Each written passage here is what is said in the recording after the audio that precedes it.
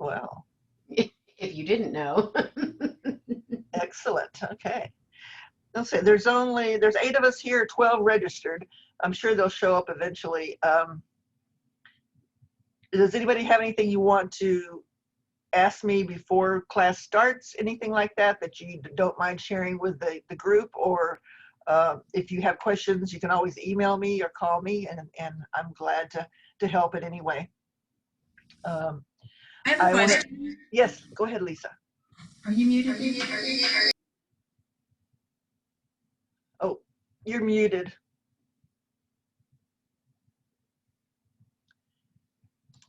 I had 2 attachments. One was 43 pages and the other was 50 for the A to Z. 51, if the current one is, it says version 7.2 on the front. Oh, okay, I had a version 6.0 I downloaded that I thought it was on there. Okay. I sent it out to everybody last night too. So it's the 7, okay. So if you check your emails, you may have it in there. Okay, so I just want to say up front that I'm good, but I don't give CE credit for this. So I know that one of your renewal requirements now is you have to have a contracts class. And the kind of contracts class they're talking more about the legalities and that sort of thing, and less about how to write one.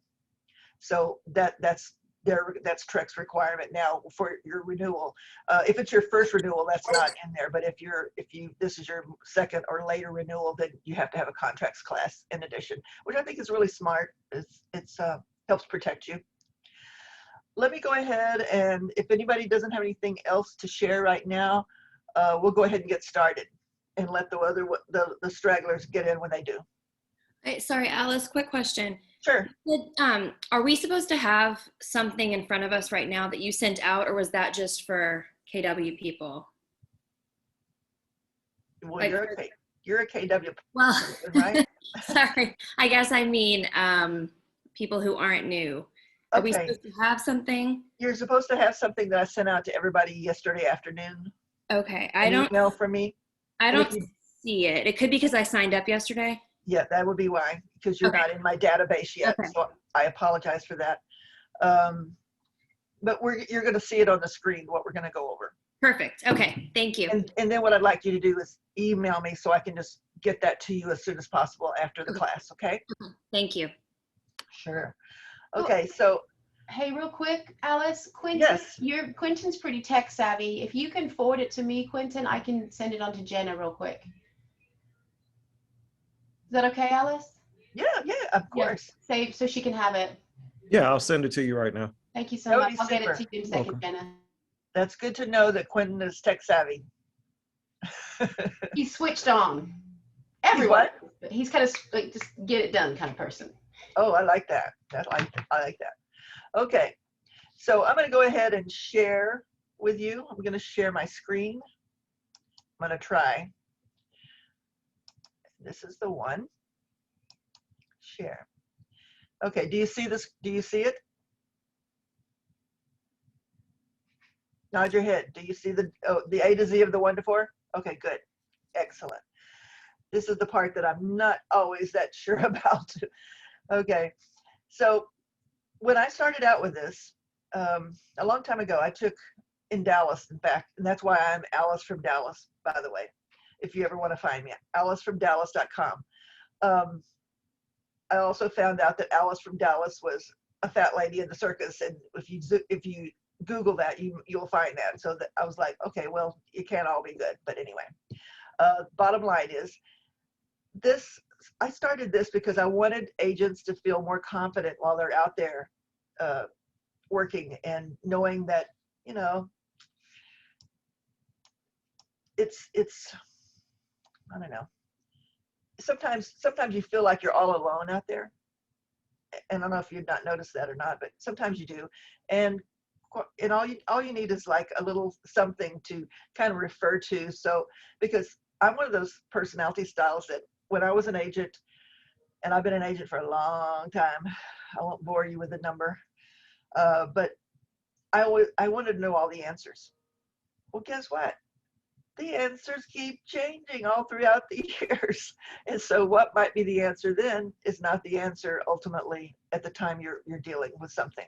So just know that you're never going to know it all. And what you've got to do is just jump in there and do the best you can, trying to protect yourself from getting in trouble, harm's way, if you can, and do the best you can with that too.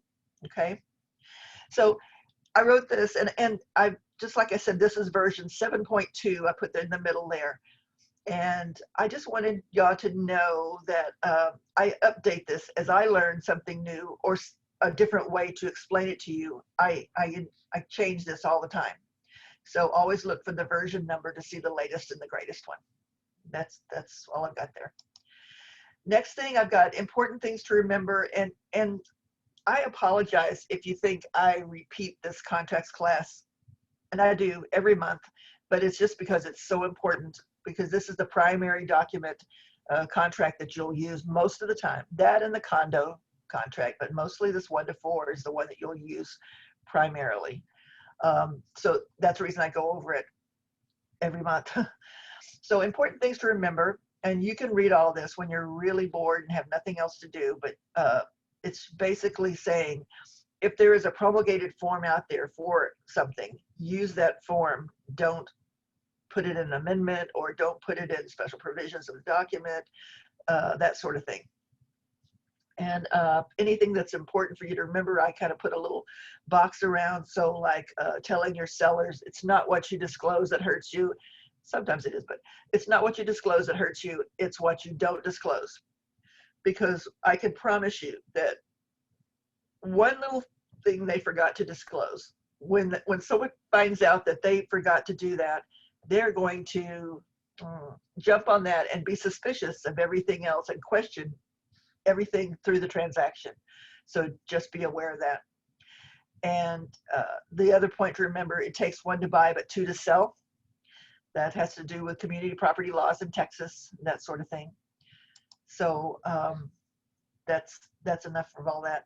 And then I put on there the link to all the red line forms from TREC, so that you can look on there to see what's changed in all the documents. Primarily, it's pretty much changed with the other documents, similar to this one, the other contracts, I mean. There was new addenda, the addendum regarding residential leases and the addendum regarding fixture leases. That's 2 brand new documents. Residential leases is such a big thing now, and so many ways to go south that they not only increased the paragraph in the contract about leases, but also created a new document to even clarify it further. That and the attorneys, I'm sure, had a Mercedes payment they had to make, and so they added another document. Now we'll start with page 1, the 1 to 4 family residential contract, and it says list the parties, names of the buyers and the sellers involved. Now sometimes you'll put names in there and you won't realize there's supposed to be another name, or one name's not supposed to be on there or something. Before it's executed, you can just revise that. After the contract's executed, if there's a name change or removal or addition, you'd have to make that change with a contract amendment. And that's pretty simple to do. And it shouldn't, it doesn't void anything. That doesn't give them a right to say, oh, you're changing the names, I'm backing out of this. No, that's not the way it works. So that's the names of the buyers and the sellers. You asked your client how they want to be listed on there. And if there's not enough room for all the names on it, you can always go to the special provisions section and say additional buyer names are, and add that if you choose to do, if you need to do that. You can start by looking at the realist tax record. You know, when you're in the MLS, some of you are new and you're not familiar with it yet, but you'll go to the MLS. If it's in the MLS, you can look up the top and see the little $sign, and that will take you to the realist tax record for that particular property.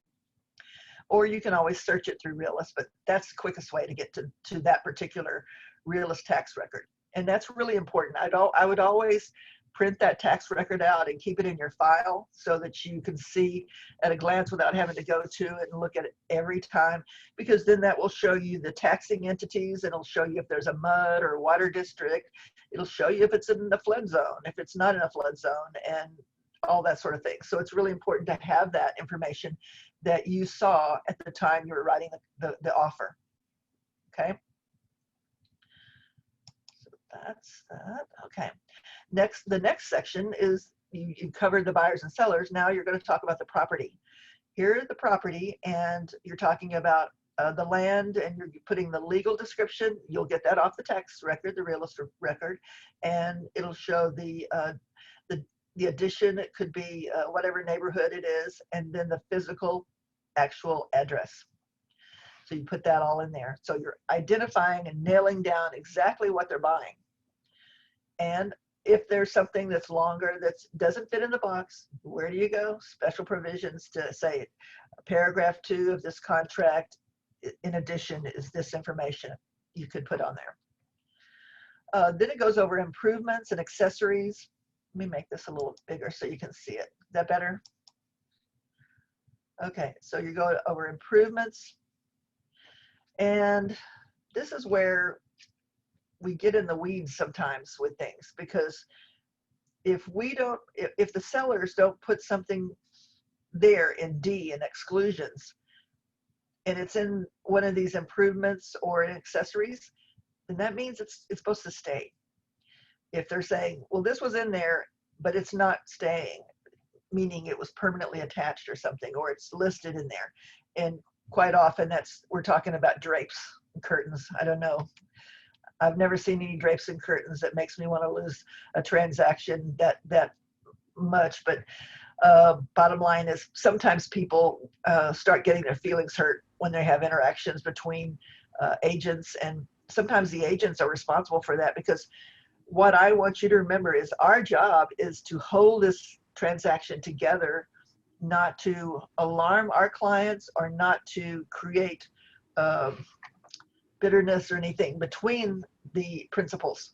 So our job is to hold it together and be calm, as well as you have to let your client know what's going on. I mean, you just don't have to say, you won't believe what they did this time. You just say, this is what they're asking for, and you just have to keep them apprised of what you learn as you go along. Okay, so that's improvements.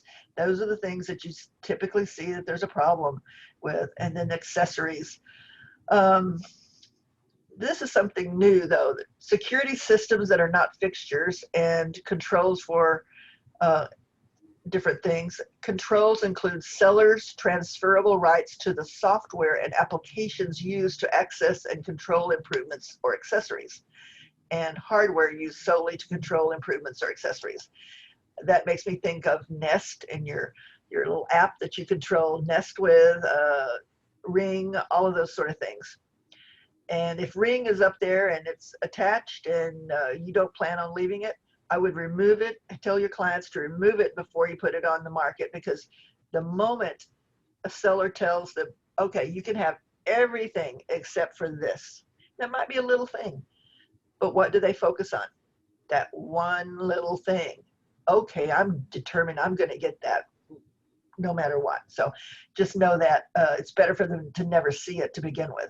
And if they see it to begin with and write an offer on it, it needs to be there. Just as it was when they wrote the offer.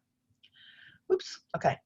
So that's identifies the property. And let me admit somebody else here. Okay. If something is wanted by your buyer, then be sure and use a non-realty item addendum. This is an addendum that goes in addition to this contract offer, saying we would like to have blah de blah, the playscape in the backyard, or the refrigerator, washer, dryer.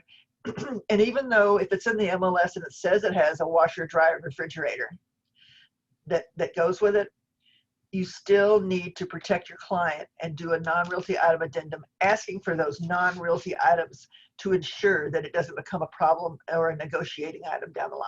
Okay, it's their job to make sure if they advertise it that it goes. It's your job to make sure that your client gets it. Because once they've loaded it in the moving van and moved it on, it's going to be more difficult. So you just want to make sure that's agreed up front when you're making the offer. Part of it is we want to avoid problems if we can. Okay, let's move on.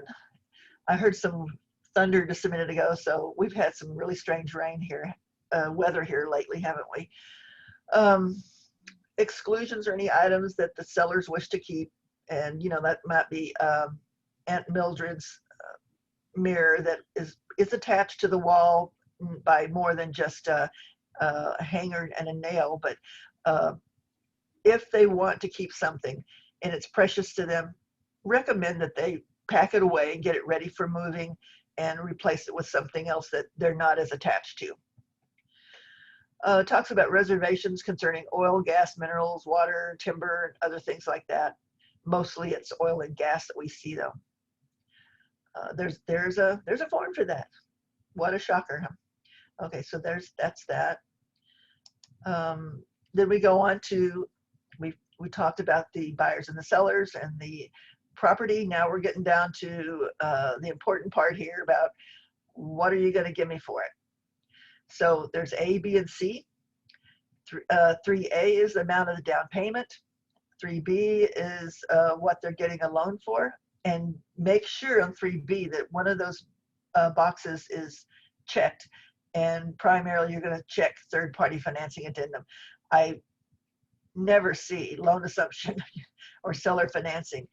Interest rates are so low right now that you don't really, you're not able to do that much anyway. Occasionally seller financing if they own it outright and they're wanting to do that, but who wants to do that anymore? And then the bottom line here is C, where the sum of A and B equals C. Make sure those numbers add up. And that is where the sellers are going to look to see, well, how much are they offering for me for the property? The sellers always think that their property is worth more. That's just part of human nature. And especially now with the way the market is working, we're seeing some more unreasonable people with what they're thinking they're going to get for the property. It's just, you can't get 600,000 when you started out with 200,000. I'm afraid to even say that now the way things are, but bottom line is you typically will not see that. They have to be realistic of what they put into the property, what it's valued, and what's selling around it. That's stuff you can't make up. That's history. Okay, so that's that. We've talked about the sales price and the loan and all of that, but make sure if there's a box that needs to be checked, make sure that the box is checked. Very important. Next we go to, here's the paragraph that they increase so much. They went from two little lines or something to this big paragraph here, several paragraphs. What's basically saying, seller is not aware of any leases, or after the effective date, seller may not, without buyer's written consent, create a new lease or amend an existing lease or convey any interest in the property. Once it's under contract and everything's been agreed to and signed on, then at that point, it needs to stay the way it is at that point. Then you've got whether residential leases are involved. The property is subject to one or more residential leases. Check it if it applies. Don't check it if it doesn't apply. It's not just informational. Then there's fixture leases. That could be water softeners, security systems, and things like that. That's another little area that things pop up with issues when it wasn't disclosed that, oh, you mean you don't own that water softener? I didn't realize that. Okay, so they want what, 1,500? Okay. Well, then you create more drama and more issues. Paragraph C goes into natural resources. That's where we're talking about typically oil and gas, but it could be minerals. Water is going to be a big issue, I think, and any other natural resources affecting the property, which seller is a party. So you check a box if it applies, if there is something to that. You check that C box, and then you check Seller has delivered buyer a copy of all the natural resource leases, or seller has not delivered a copy, and buyer may terminate the contract within so many days after the date the buyer receives all the natural resource leases. Somebody asked, well, how many days do you put in that blank there within so many days? As many days as you think it'll take your attorney to look it over, is the client's attorney to look it over. That's how many days you put in there. So that's just a little bit, few notes on residential leases, fixture leases, and natural resource leases. A little few more over here. Do not check it if the previous seller has the natural resource lease, but it didn't transfer to the current owner. The current seller has to be a party to the lease. So if they're not party to it, then they don't address it. And then it's just saying that the seller would be in default if they failed to deliver copies after the third day after the effective date. And what I said was, the question is how many days goes in that blank, as long as it would take to get their attorney to review it. So heaven knows how many days that would be. It's not going to be 2, I would imagine. Now, this is the big one. This is the big change in it that affects everybody. And it's really, it's not as complicated as they've made it look here. And of course, my highlighting probably made it look even more scary than it is, but I just wanted, those are the key points I want you to remember and read if you don't read the rest of it. And basically, earnest money is not required for a valid contract unless it's mentioned that there is earnest money, and I've always seen earnest money in an offer. People want to know that you have some skin in the game. The buyers have some skin in the game, and that they're going to put some earnest money up. And if they want an option period, then they need to pay an option fee as well. The earnest money must be sent to the title company and made payable to the title company, as it always has been. That didn't change. But it lays out how much earnest money and how much option money will be delivered to the title company. And what changed is not only is the earnest money sent to title, but the option money is sent to title now too, instead of the agent, the listing agent receiving it, or their manager or something to that effect, or the client themselves. The earnest money and option fee can be sent to title in one check if they choose. Just make sure they add up to the total amount, because if they're short, they're going to apply it to option fee first. That's going to be addressed, and the option fee will be paid. And then the remaining part will be for the earnest money. If that earnest money is short, or if that earnest money, the checks don't clear, they need to let the buyer's agent know, client know ASAP, so that they can get good funds there before the seller can terminate. Because if the seller finds out that it's not good and there's not enough, the seller can go in and terminate this contract and look at other offers. So you just want to make, depending on which side you're on, you want to protect your client so that they can know that. So I just went into one of the things is about one of the seller outs. If the earnest money check doesn't reach the title company within 3 business days, or it bounces, then a buyer is in default. Actually, it's not 3 business days, it's 3 days. I need to change that. Let me make a note on that on page 9. That's confusing. Okay. So every day counts. It's just if the last day to deliver the earnest money, option fee, or additional earnest money falls on a Saturday, Sunday, or a legal holiday. So say it's 3 days and it was executed on Friday. You got Saturday, Sunday, and Monday. If Monday was Memorial Day and a holiday, then the 3rd day moves on to the next day that's not a holiday, or Saturday or Sunday. So it's 3 days. I don't typically see additional earnest money except when you're in a backup situation, because people are not wanting to tie up their big amounts of earnest money to a title company, and a large option fee for that matter, to when you're in a backup position, because you don't have a guarantee that it's going to fly. You're never going to get the option fee back, and no matter what, whenever option fee is paid, it's never returned. or you don't have an option to get out of it. So that's the reason it's that way. My gosh, it's so dark outside. It looks like I'm working at night. There's no longer a checkbox to state that the option fee will be credited towards sales price at closing. It's automatically done. It's automatic. So of course they want to have that applied. Okay, so that's that.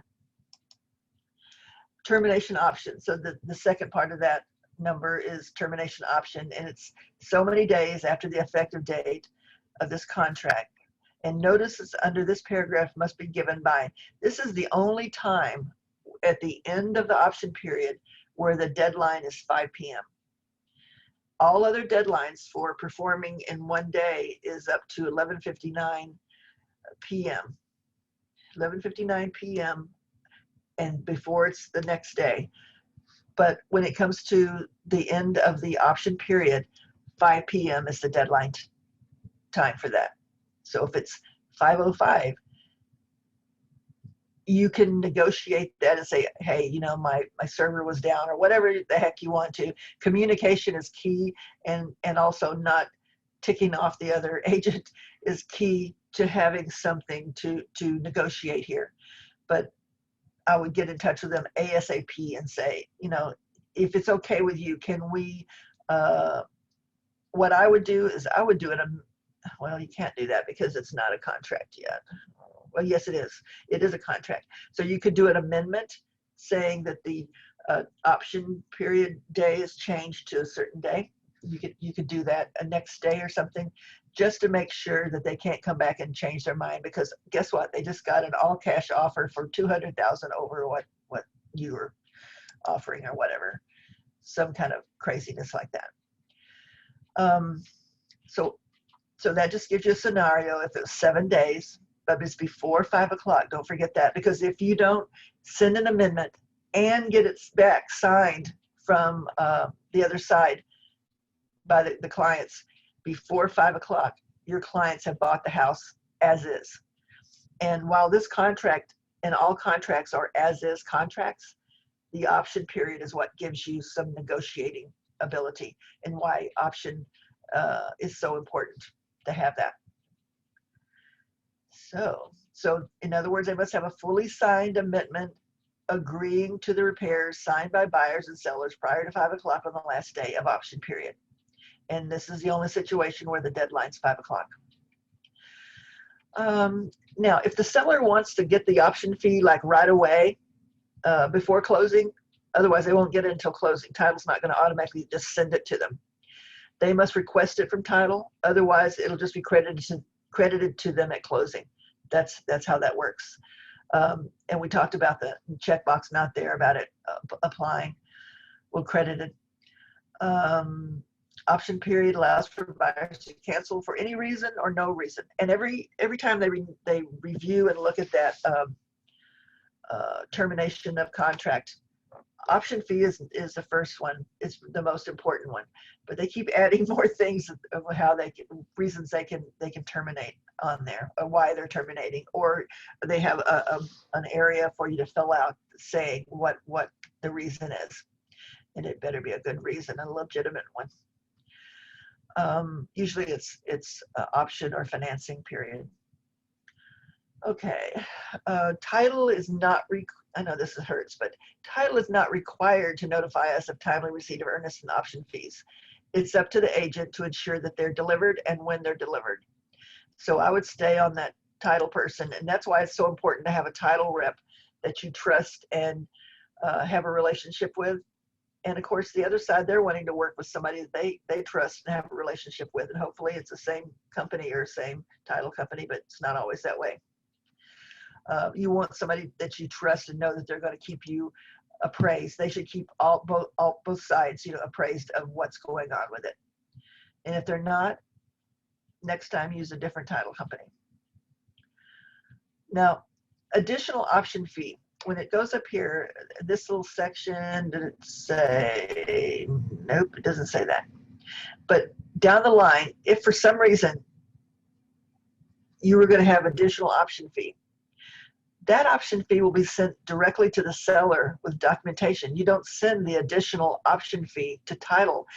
This is kind of goofy, but this is the way it was explained to me by Ava Swukash, who I respect greatly with her knowledge. It should be in their hands when they signed it, since the amendment states that they have received it. Also, additional option fee should be proportionate to the original option fee. In other words, if original option fee was $100 for 10 days, then the additional option fee should be $30 for an additional 3 days. What they're saying is, don't put in $1, don't put in $10, put it in proportionate to what you're asking for, or it could reflect badly legally down the line, just to make sure that you're not just playing games.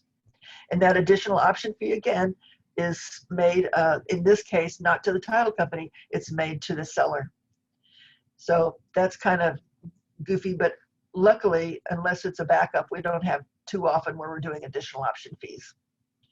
Backups are the main reason. Any questions on that so far? If not, just unmute yourself if you have a question. Don't hesitate to do that and speak up.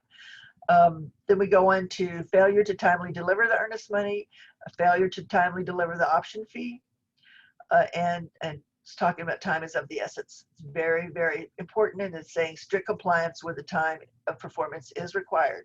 So you make sure that your client gets what they need, or you may be paying for it.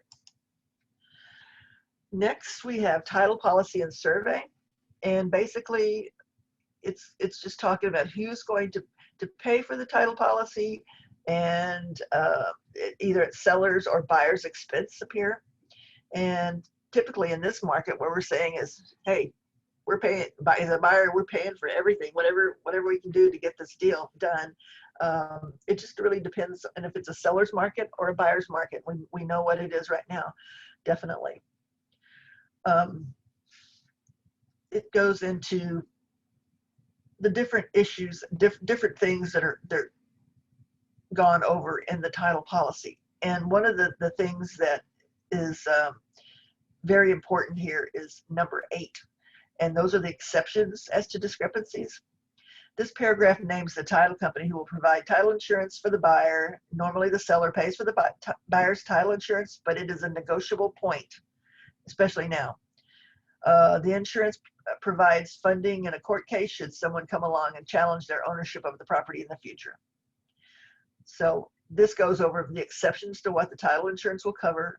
They're numbered in 1 through 8, and basically it's saying they won't sue these different for these different reasons.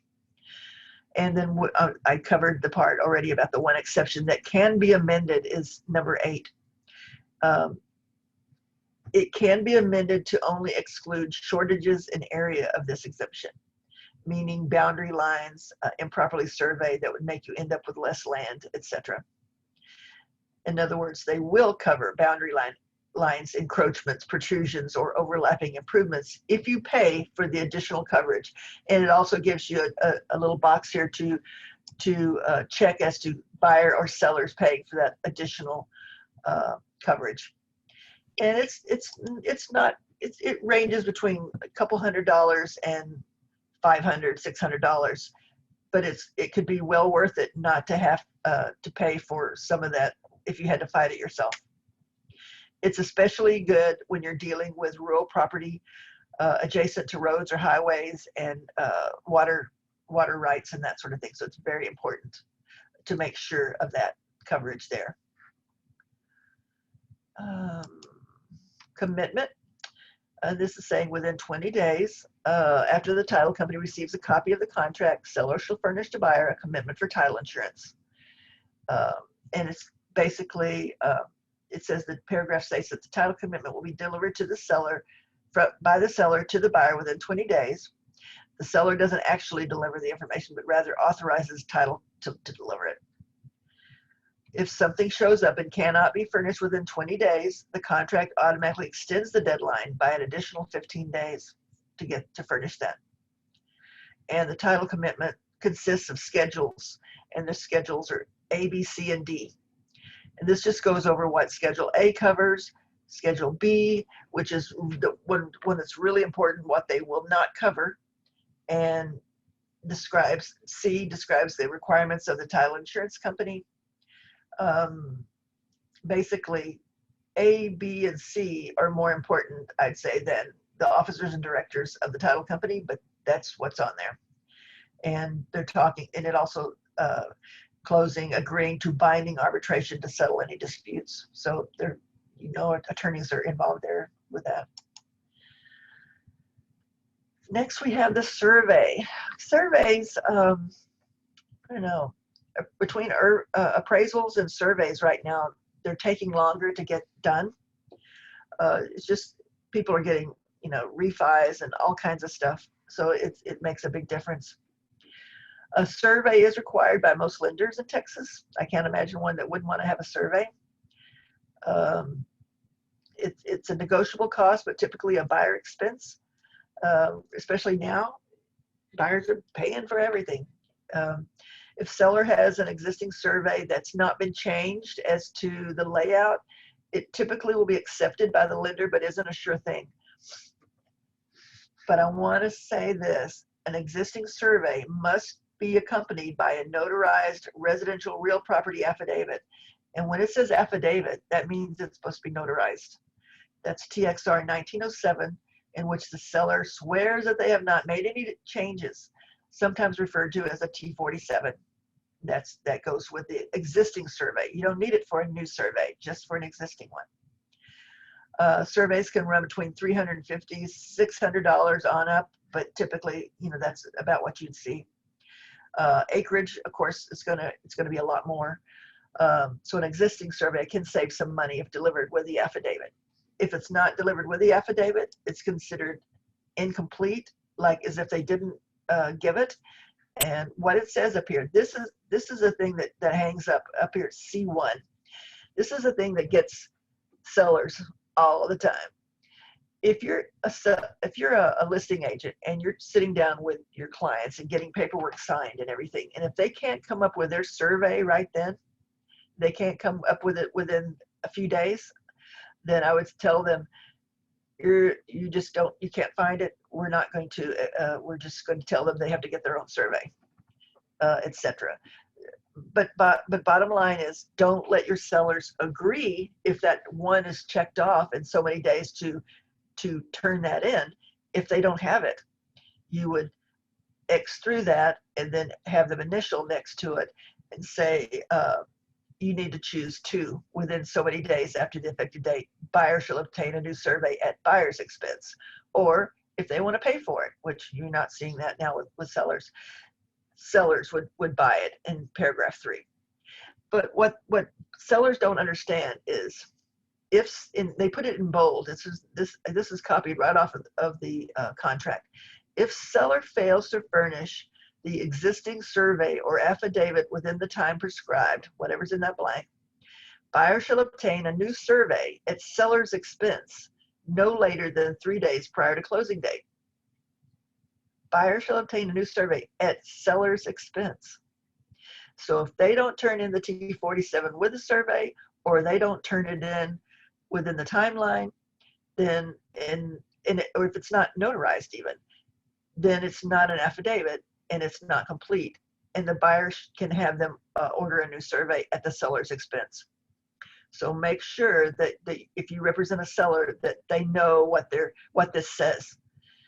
And they said, but down here it says that the buyer's expense. Yes, what that says, if they put it in timely and it was accepted by the lender and title, if the existing survey or affidavit is not acceptable to title company or buyer's lenders, but they did it timely in the way they're supposed to, buyers shall obtain a new survey at seller's or buyer's expense no later than 3 days prior to closing. So this is completely different than this deadline up here. So just know that, okay? Because you need to be able to explain that to them so they don't get caught with another expense that they weren't expecting. Let's see, I already got my notes here. I think I told you just about everything. Existing survey, paragraph C1, and seller will furnish usually within 2 to 3 days, both survey and notarized T47. If either fails to be furnished, buyer may obtain a new survey at seller's expense. Paragraph 2 states buyer will obtain their own, and paragraph 3 says seller to provide a new survey. And a new survey can take a minimum of 15 days. I don't even see 15 days anymore. It's more like 30 days if you're lucky. It's just taking a long time for everything right now. And why wouldn't it, with interest rates at 2% or whatever it is now? I just refied my house and it's great. I mean, I had a good interest rate as it was, and I didn't think it would change it that much, but it saved me $400 a month. So just know that that's another option to get in front of people and talk about refis right now as well. When I first got into real estate, to tell you how long ago it was, interest rates were 21%. You heard me right, 21%. So buyers were having to go in with extra money to buy down the interest rate to a more acceptable 10% or something to that effect. It was very, very, very challenging. Like it's challenging now. It's just different things challenge people at different times through all this real estate business. It's just what you have to do is kind of just go with the flow and do the best you can with what you're dealing with at the time. At that point, I mean, we didn't, oh God, we had books for the MLS to give you an idea. We had to handwrite, fill in, and erase with carbon copies contracts. Are you getting an idea how old I am? Okay, there you go. So objections.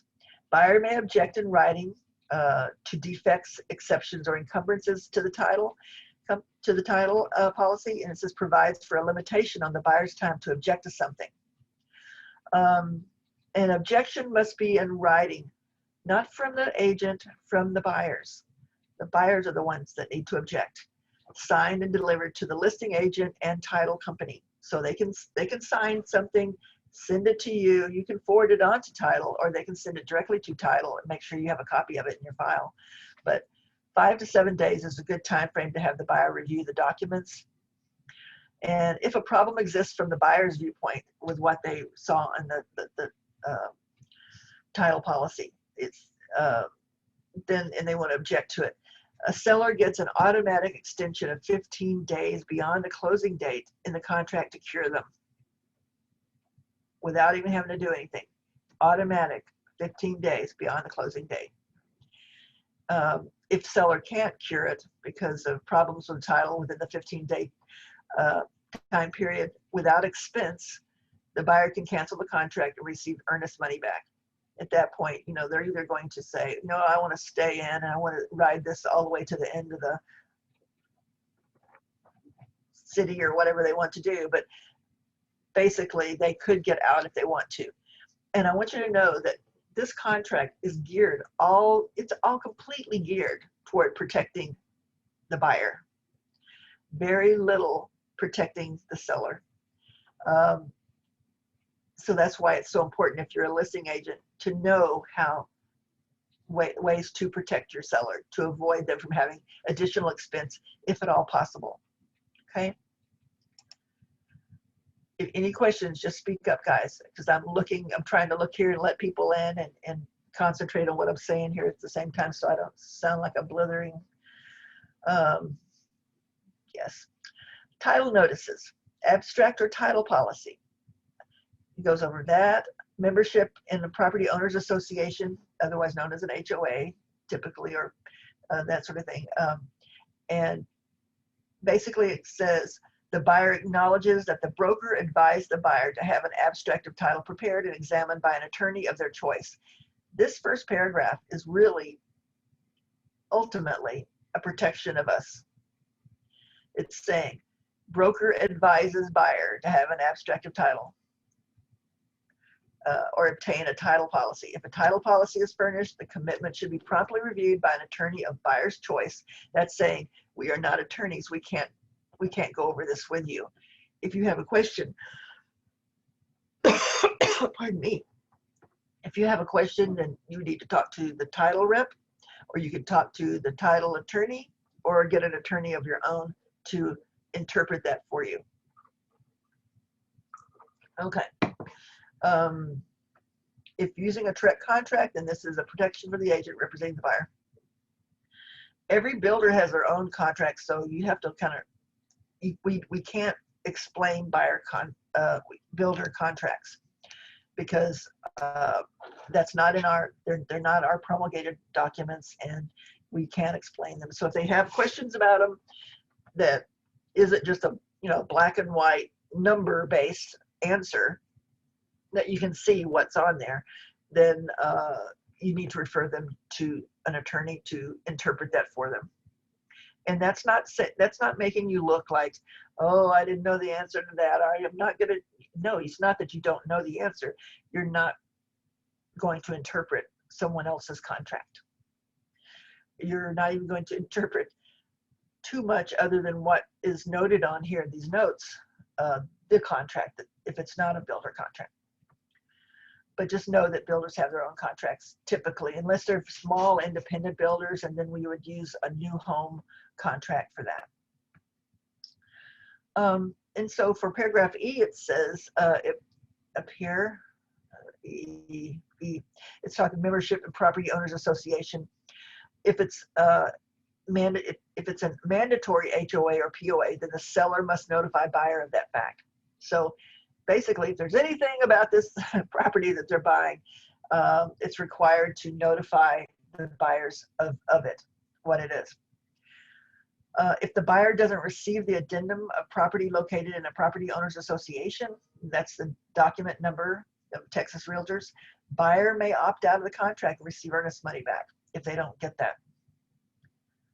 Okay, so that's another protection for the buyer. And that's great. I mean, everybody should be protected. Everybody should understand what's going on and not have any surprises. It's when I say it's another thing for the buyer, it's just because it's all geared toward protecting the buyer, because the buyer is already signing that they're going to buy this. They need to know what they're buying and what they're taking on. Statutory tax districts. It's just saying that if there's an entity that has taxing authority over the property, a buyer must be informed about that entity, the rates, and its financial condition so they can know what could change. Tidewaters, I would say that doesn't really apply to us, but I'm looking out the window. I'm not real sure. I don't think it's going to apply to us, but it's mostly on like down on the coastline where the tides are actually influencing some of the ground and sand and land like that, coastal area property. That's what that's really pertaining to. And annexation, it's some properties and some of the further out sections may be located outside of the limits of a municipality. So it's sellers notifying buyer under this statute, that Texas Property Code, that the property may now or later may be included in the extraterritorial jurisdiction of a municipality. So it's like saying, it may happen, it may not, but it may happen, and you just need to know that possibility. Now, does every buyer read all of this and understand it? No. I don't know that even every agent reads this all and understands it. And that's why I've given so many notes here for you to, these are like the cliff notes of this partially.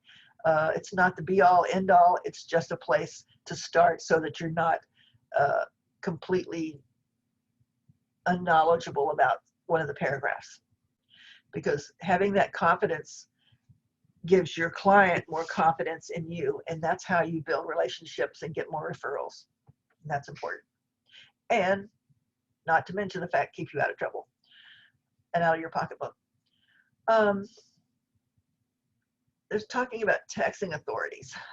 Keep in mind to remind your buyers of new homes that they should be aware that their taxes will definitely go up after they're taxed the next year, as the initial tax estimate was based on the lot listing only if it's a new home. New homes are just gonna, you're gonna, before somebody buys it, it's just gonna be based on the lot cost only, because it doesn't change until somebody puts it in their name. I experienced that myself. Luckily, I put a couple of $100 extra in the escrow for taxes that would be due later on, to make sure that I didn't have to come up with a large amount all at once. It wasn't easy, but I did it. I sure was glad. It's talking about coastal areas. We talked about that already. It also warns buyers that the state can enforce removal, and this is about the tidelands they're talking about, can enforce removal of buildings that the vegetation line moves behind the building due to natural causes of wind and water to protect the dunes. So that's part of what they're telling them. And then it goes into the annexation, that it could change. Okay. This is a real long title here. Property located in a certificated service area of a utility service provider. What we're talking about is if there's it warns buyers that if they're purchasing in a certificated water or sewer service area, there may be a water hookup fee, additional fees to run water or sewer service to the property. It's just saying this could happen. It may not happen, it may not apply, but this is a possibility when you're buying real estate. The second part of it is really important. Not that that's not important too, but the second part of this is, in addition, there could be a MUD or WCID taxing them for water. There's a misconception that the MUD or WCID notices can be signed at closing. No ma'am, no sir. Nope.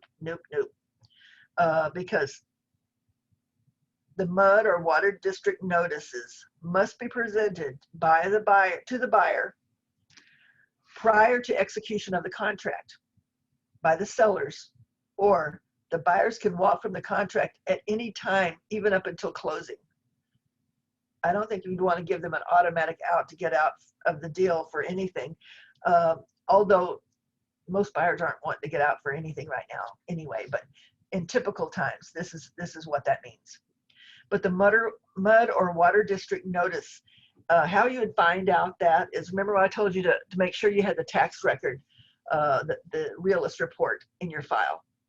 That's where you can look on there and see who the taxing entities are. If it says MUD or WCID, that's your hint that there's a MUD or water district that they're being taxed by. They may also have city water and have a MUD or water district. I saw a situation where the seller said, no, we don't have a MUD or water district, and the agent believed them. He didn't check. They did have city water. They had city water for drinking and bathing. They had a MUD for their community swimming pool water, that sort of thing. Sprinkling the common areas of the neighborhood, the entrance and that sort of thing for the sprinklers.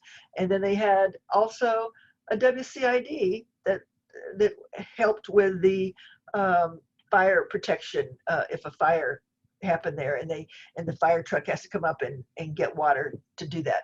So not only did they have city water, they had a MUD and a water district and city water. So don't trust your sellers to know what they have, because they either forget or they just never pay attention to it, or they're not going to get notified that tax rate has changed or anything typically. So they don't even know that. So it's up to us to check, and we check it on the tax record, the realist report. Okay. The MUD or water district notices. You say, well, where do you get those? Well, they don't make it easy for us. Okay. Title can have some of them, and you can use those from title, but they need to be specific where it spells out what the tax is for the MUD or water district. And so typically what you need to do is you need to Google that MUD or water district, Brushy Creek or whatever it is, go to their website, go under documents and find that that form that the buyers and the sellers have to sign about that taxing entity. Most all websites for different MUDs or water districts will have that on their site. So there's not a generic form that you can use where a number is put in there. We need to have the one that has the number put in there by the water district or MUD. Okay. That make it more challenging. But under different circumstances, I would handle this MUD or water district notice differently. If I represented the seller, I'd make sure and get this signed at the listing appointment or soon thereafter.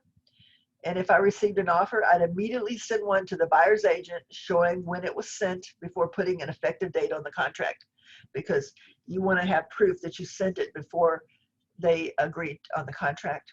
And the good thing is typically the sellers don't have to get their signatures notarized. They just have to sign the form. Whereas the buyers, they have to sign it and get it notarized. So if I represented the buyer and me as the agent, I'd make sure that my buyer knew about the taxation, but I'd keep this in my back pocket just in case something went south and they needed an out for the contract, so that you know that you made them aware of it as your fiduciary duty. But on the other hand, you let them know that you're not going to put that out there because you haven't received it and they've already executed the contract, just in case something happened down the line and they needed to get out. That would be a doozy. That would be a no-brainer. Okay, so that's important how to handle that. And what I would also do is, if you represent the buyer, don't call up the seller and ask for this document. You're remember which side, who you're representing. Don't do their job for them and remind them that, oh yeah, they've got to get that to you before then. You're just taking away an opportunity for your client to be protected in case he had a problem down the line. Just don't step over that line. Remember who you represent, okay? It's important. Public improvement districts, PIDs, transfer fees, and propane gas system service areas. This is all kind of grouped together in that same section there.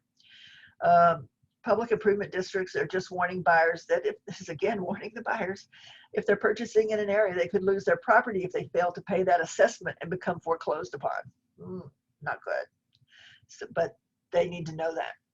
It's created for the purpose of paying for the initial construction and annual maintenance that will benefit only local property owners for such things as sidewalks and sewer lines where septic systems used to exist, that sort of thing. Transfer fees, there used to be a time, and I had to pay one time in Lakeway, when developers used to charge a transfer fee every time the property changed hands. That was great for them. $250 a pop every time somebody sold a house in Lakeway, and that was forever. But some cities used to have this in certain areas of a particular development, Lakeway, and the legislature outlawed the practice so that the buyer is notified that if they are purchasing a property that has such a fee, it has been overruled. They don't have to pay that fee, so that it shouldn't even be on there. The next section is propane gas system service areas, and we're talking about propane gas system service areas. We're not talking about a propane tank in the backyard of Aunt Thelma's country home or anything. We're talking about a whole development that has, there is a development, I'm trying to think, it's in Kyle, Plum Creek. Plum Creek has a propane gas system service area, and there's a couple of others in the Bee Cave areas as well that have propane gas that's furnished to the entire neighborhood. So if that is the case, then there's a document for that. Texas Realtors 2514, it's saying that they must be notified of this. And it's not talking about individual propane users with tanks on their property. Isn't real estate fun? It is so much fun. It's so much to remember. All you newbies right now, I just want you to know that we know that right now you're taking a sip of water from a fire hose. You're getting a lot of information and it could be overwhelming. And just know there's no test on this. There's no test on this, but there's a test when you go out and you're dealing with the clients. So that's the reason we try to do this class and try to educate you so that you are more familiar with it than most agents out there writing an offer. Okay. Next is the notice of water level fluctuations. Well, we certainly have that with Lake Travis, don't we? We've seen 30, 35, I think most I remember is 31 feet below normal. And it's talking about any water reservoir or lake that's 5,000 acre feet or larger. That certainly qualifies. So all of the lakes around there would qualify for that. And it's saying that the water level adjoining the property fluctuates for various reasons, including as a result of an entity lawfully exercising its right to use the water stored in the impoundment, or drought or flood conditions, which is typically what we see. Our two seasons that we have here in Austin, drought and flooding. So that's basically what we have. This subparagraph warns buyers that protecting the buyers, here we go, protecting the buyers that if the water levels could change. And this is not something because it's they have a water or lake view. We're talking about properties that abut next to the water feature itself. So that's important to know.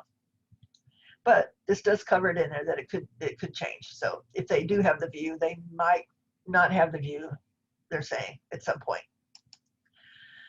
Next, we have property condition. Y'all are really quiet, no questions. I'm really kind of hoping y'all are still awake here and I'm not putting you to sleep. Property condition, access to inspections and utilities.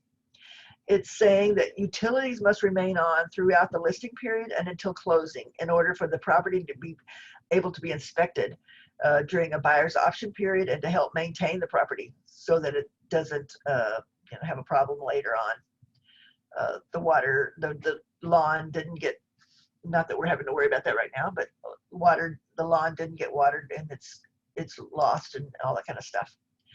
The seller's disclosure notice pursuant to Texas Property Code. Basically, you've got 3 choices. The buyer has received it, the buyer hasn't received it, or the seller is not required to give it. So basically, what you're going to say is, buyer has not received the notice, and within so many days after the effective date of this contract, seller shall deliver the notice to buyers. There's a blank missing in there, and I just copied this directly. That's interesting. Okay, so the buyer has it or has not gotten it, or the seller is not required.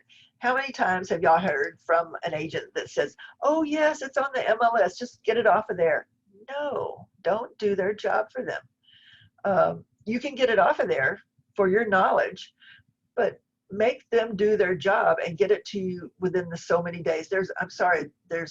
I think I had to type this in because it didn't come out right, and I left a blank out there, within so many days. That's page 21. Okay, page 21. See why I have versions 7.2, 7. I can see 7.3 is coming soon. Okay, or the seller is not required to furnish the notice under the Texas Property Code, and you're going, well, why wouldn't they have to? And so I put down here somewhere that the requirements of people of who's not required to have furnished one. I think it's on the next page. But I want you to know also that bank-owned properties or HUD properties may not have utilities on, and will furnish their own special addendum letting the buyer's agent know that it's the buyer's responsibility, and seller will not be responsible to turn the water on or electricity on to do inspections. And what they have to do is give them a form that lets them turn it on for a day or something while they do that inspection. That may be why I've never sold a HUD home or bank-owned home. But anyway, 7A was amended to add a provision about hydrostatic testing. 7A, let's go back to 7, access inspections and utilities. Okay. And it says any hydrostatic testing must be separately authorized by seller in writing. Okay. So hydrostatic testing, interesting situation.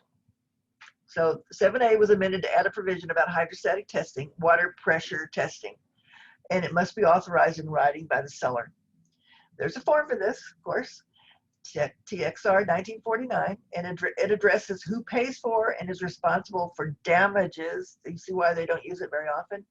From a hydrostatic test. It must be in writing from the seller due to the fact that severe damage could occur. Hydrostatic testing is usually done when foundation damage is suspected or apparent, and the house was built mid-50s to mid-70s. And so houses during that time period, before they had PVC pipes, had iron pipes underground. And eventually, there were actually clay pipes, not iron. There were clay pipes, and the clay pipes basically dissolved underground with the moisture and everything. And basically the water was shooting through there from their plumbing through a hole in the ground, which is not really good. So the iron in the water and the iron pipes and the clay pipes just led to rust, and rusty pipes fell apart and deteriorated. So I know you didn't think that could happen, but it definitely happened.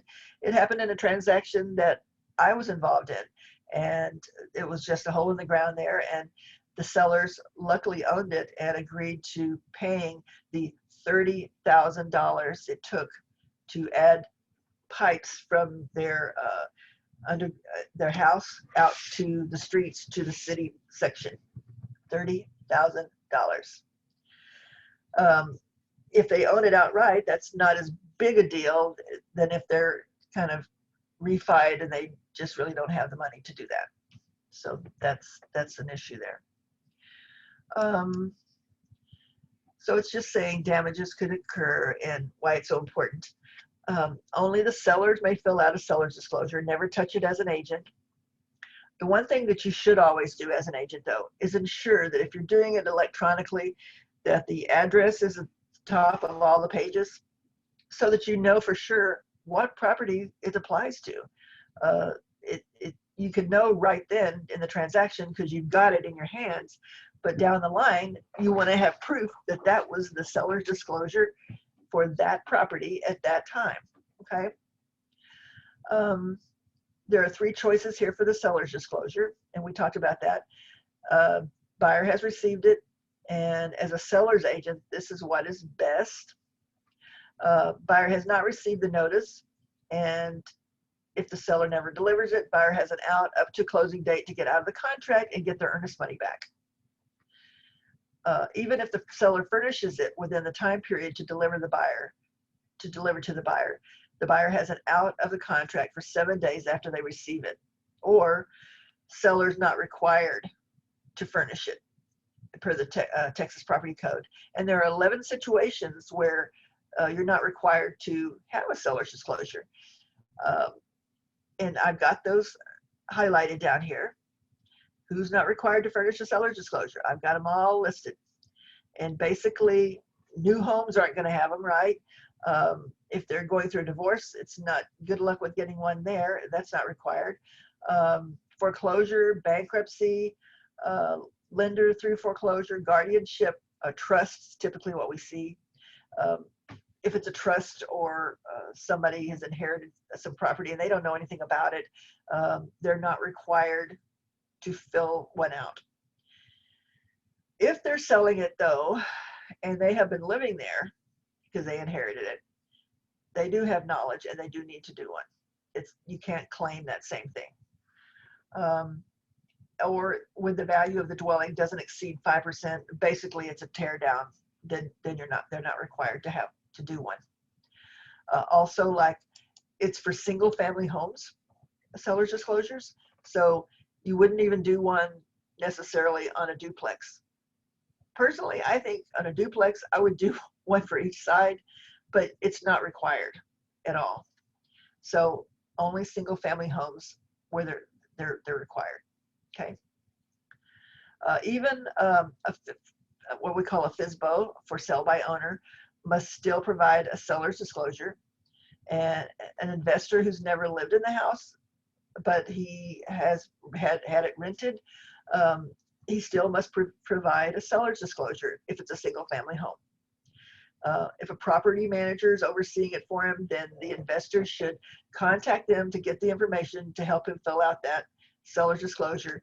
But typically what you see is unknown, unknown, unknown to everything, and have them fill it out completely and properly, or mark it as unknown as they do quite often.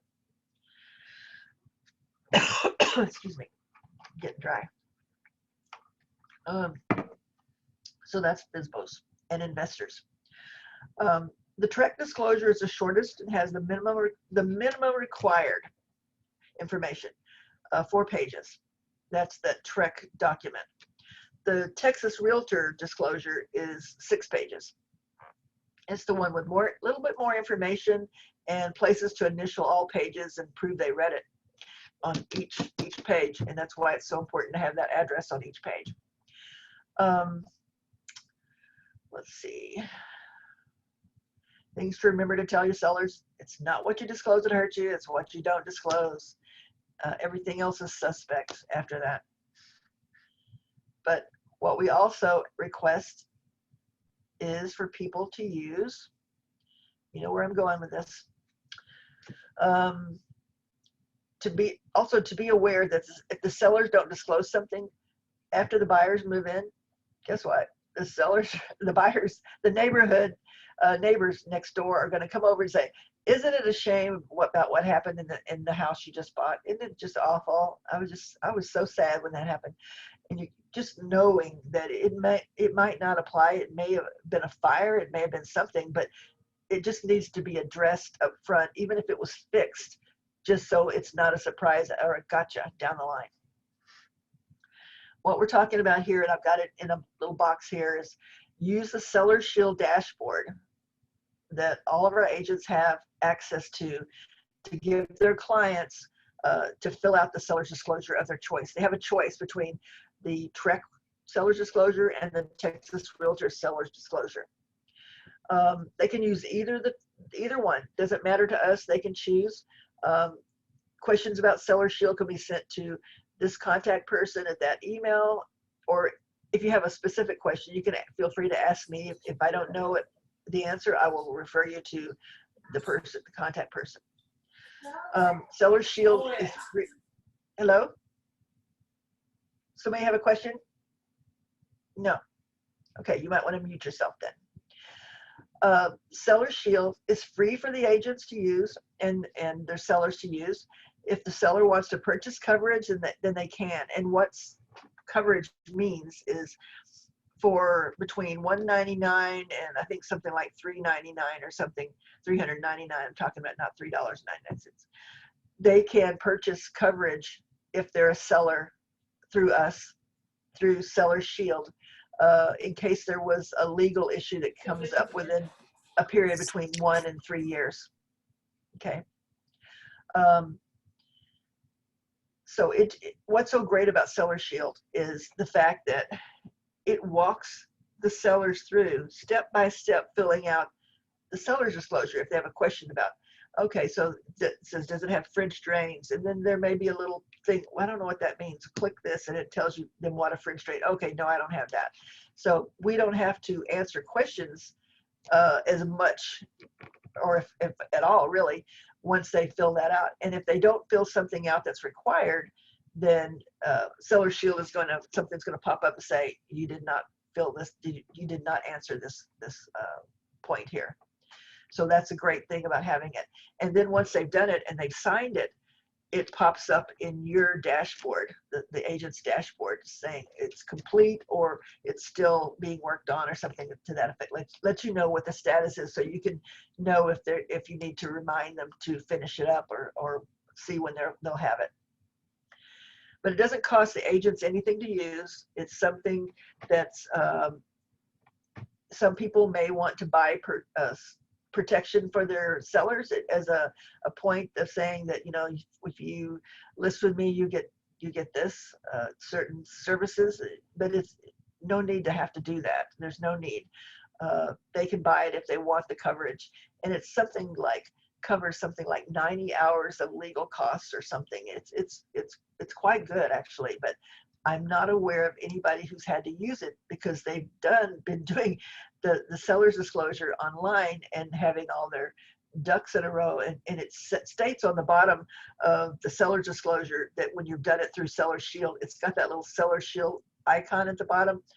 That tells other agents immediately that your clients have filled this out properly and have potentially could have protection if there's a legal issue down the road. And it kind of gives them a little bit more credence that they know what they're doing, whether they do or not.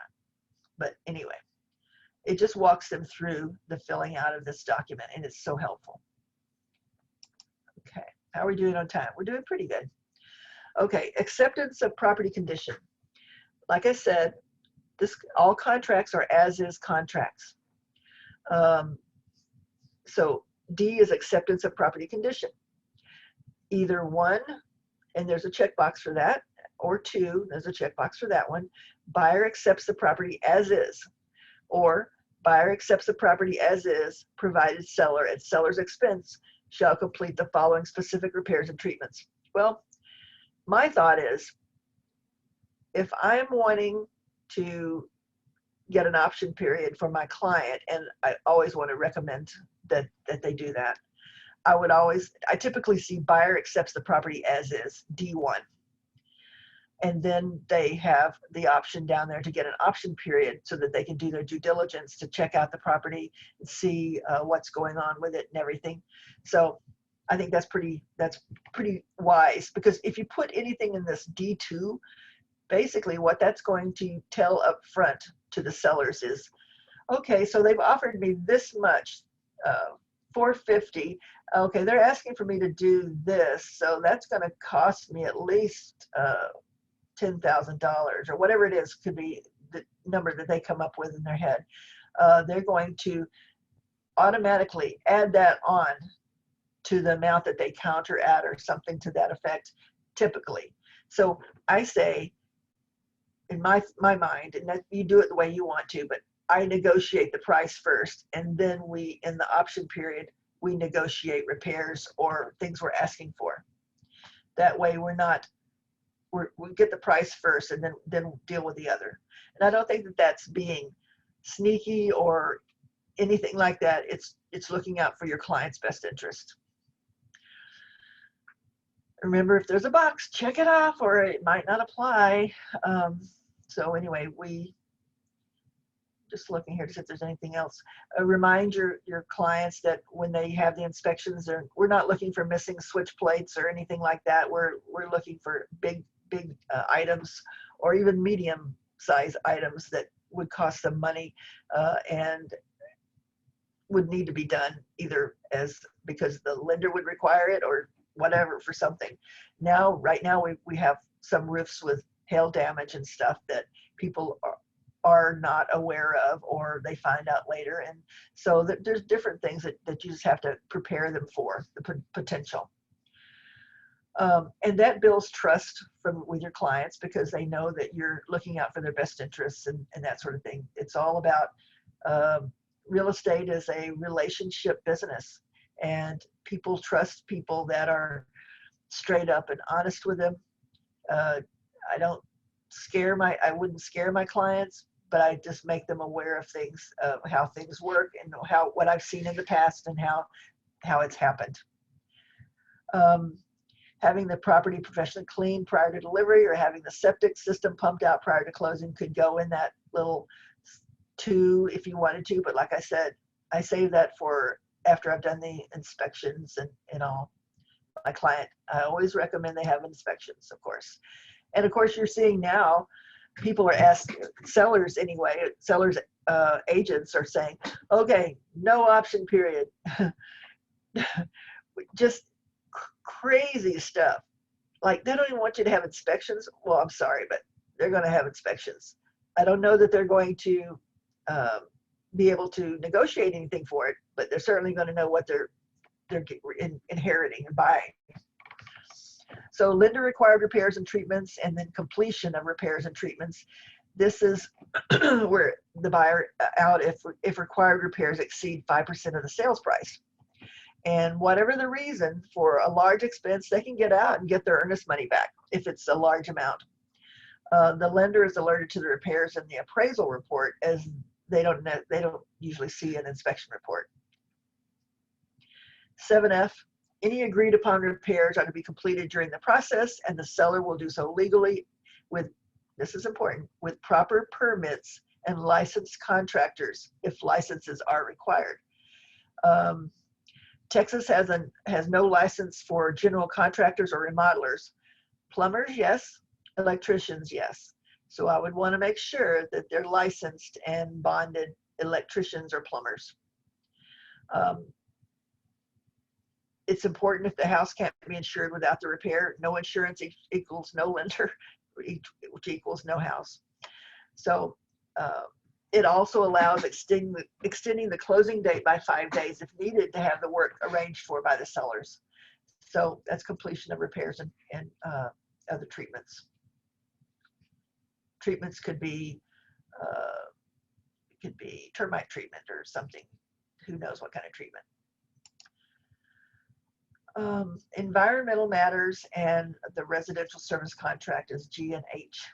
There's a big paragraph. This is a big number for this contract. It's already to H. It advises buyers that if they're concerned about environmental matters, they have the right to have the property inspected for those issues. And there's an addendum that's named Environmental Assessment, Threatened or Endangered Species and Wetlands Addendum. That's TXR, Texas Realtors 1917 to use for this type of inspection. When they're talking about residential service contracts, they used to call them home warranties, but they're not really a warranty. So they went back to residential service contracts.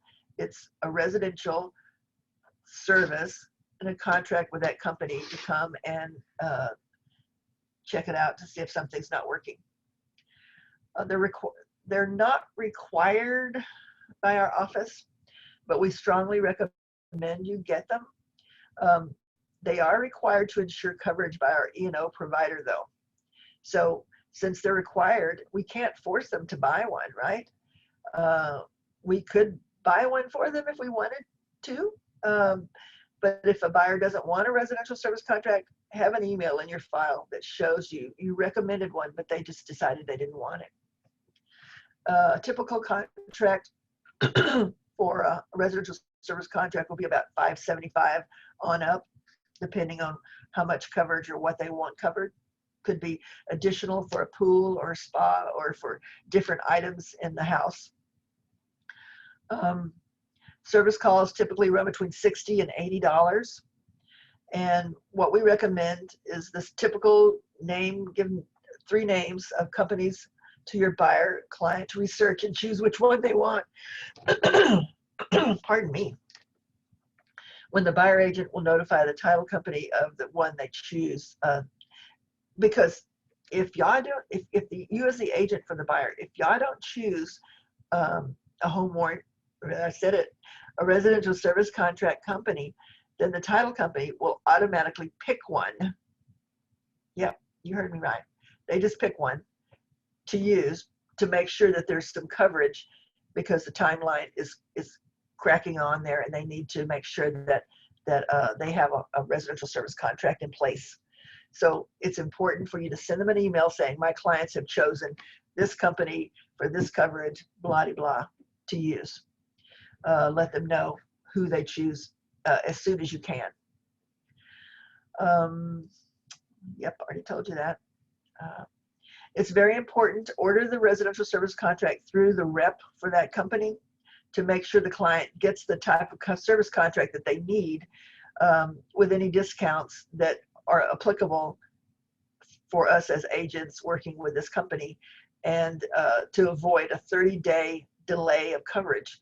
Because I know of one that's American Home Shield, and Mary Ellen Schmidt is the contact person there, and she mentioned that without it, if they just go online and sign up for one, that there may be a 30-day delay of coverage because it wasn't connected to you as the agent who was ensuring that they got it, and also they paid more money for it than they would have with the deals that we have as their agent with that company.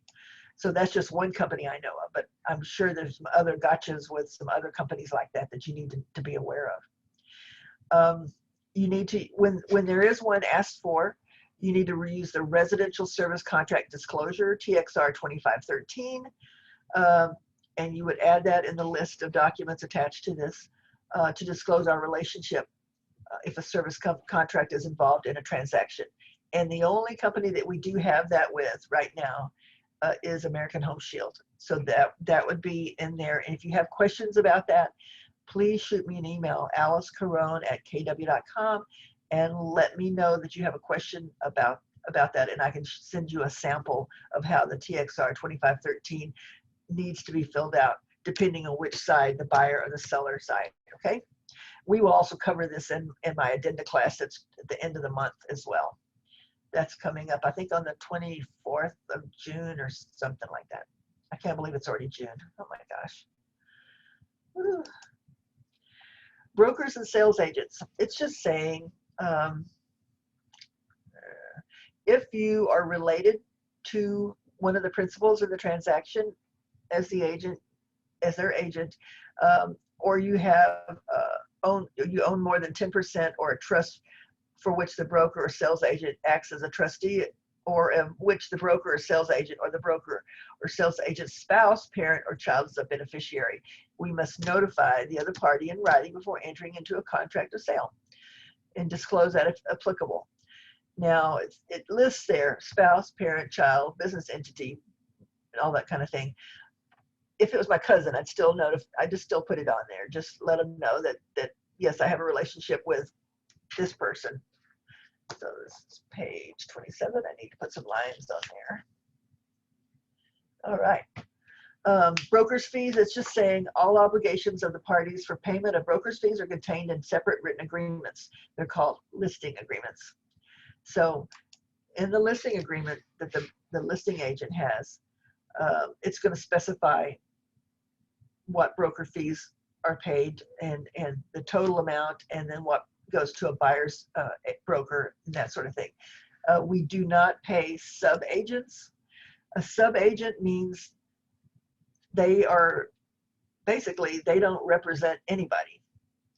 A sub-agent would basically represent our client because they don't have a buyer's rep agreement with the buyer.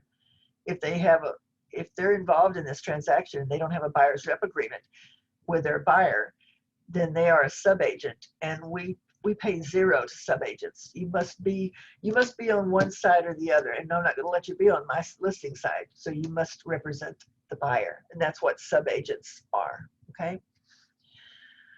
So when I see something in an MLS that says we'll pay 1% to sub-agents, I'll go, we're not paying 1%. We're not paying 0.5%.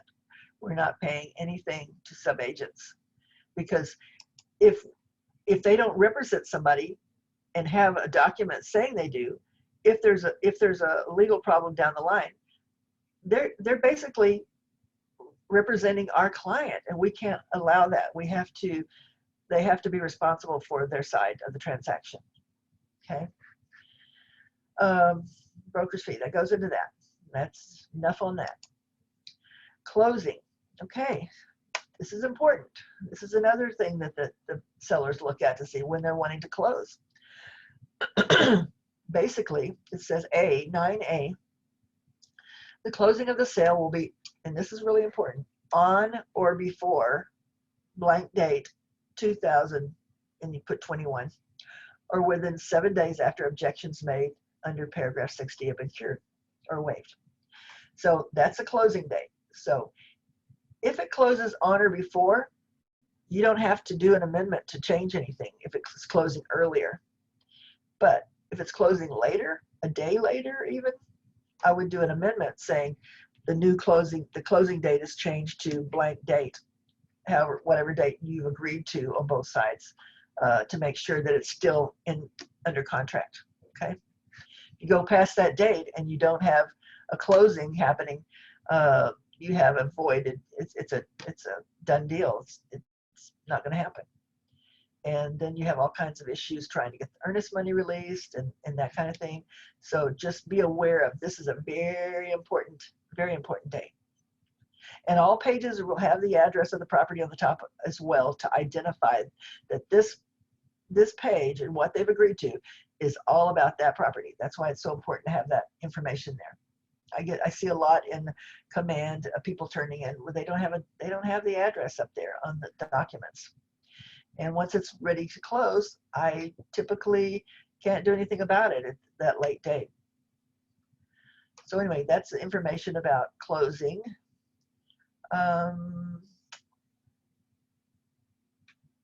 That's basically, you can read that when you're bored. Go ahead. This might be a good day for that though, the way it's looking. 10, possession, buyer's possession upon closing and funding or according to a temporary residential lease. If you don't have to do a temporary residential lease, don't do one if you don't have to. If it's important and it's vacant and it's agreeable by all parties, then of course you can do it. I'm just saying, don't complicate it with one if you don't have to. Upon closing and funding is the best one.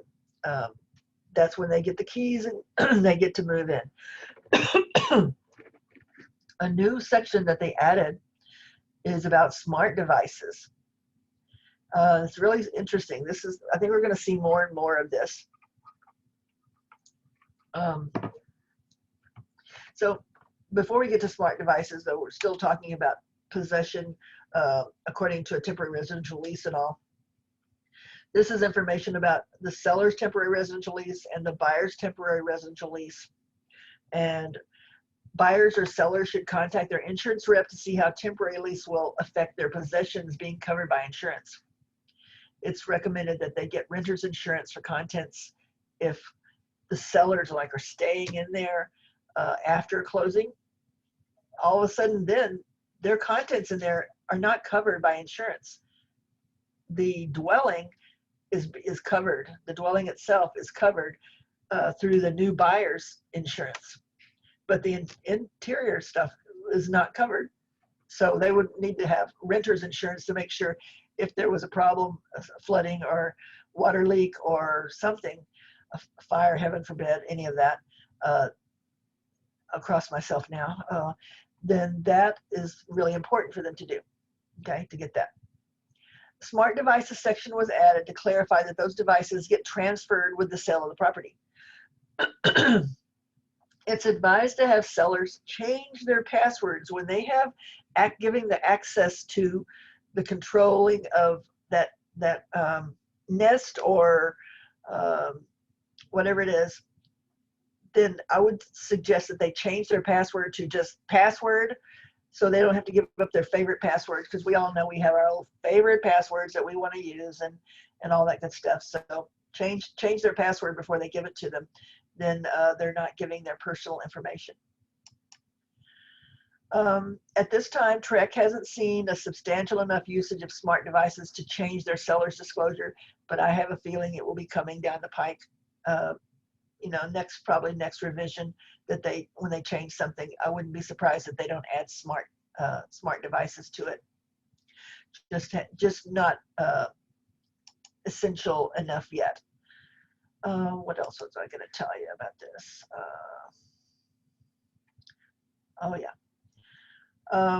The reason that we want to make sure that we delete our access to the smart devices, like a camera that looks out in the backyard or something like this, is we had a situation where a seller ran into the buyers and said, "Oh, I really like what you've done to the backyard."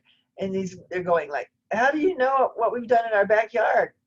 And they realized then that they still had access to looking in their camera in their backyard. So just address all these things up front so that you don't have misunderstandings or people upset. And of course, job security, because people are always going to be upset for me. Okay, next we have special provisions.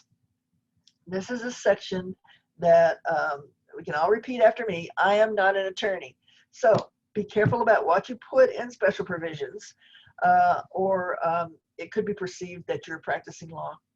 And trust me, we don't want to do that. Sometimes we try to help too much, and that usually gets us into trouble. Anything that's covered in another form, you use that form.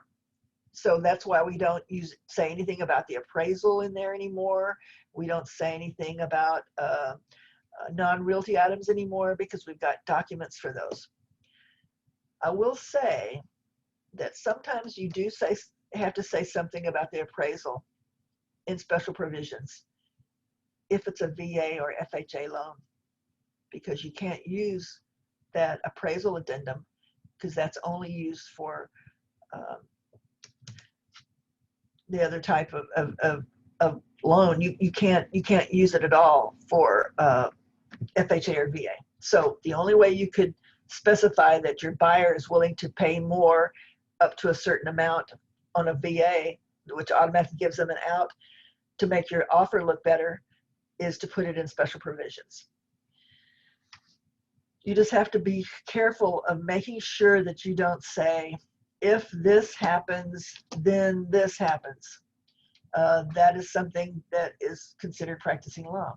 But you can say something about your client, not if they don't have a conventional loan, that it's an FHA or VA loan. You may have to use special provisions to put that in there, because you're still negotiating. You don't have an already agreed to contract, so you're wanting to make it look better, because people are going to know, oh, FHA or VA, they have an out in the third party financing if they don't want to go through with it. Well, yes, they do, but they could say that they're willing to go up to a certain dollar amount and they have an FHA or VA loan, whatever it is. They put that fact in there.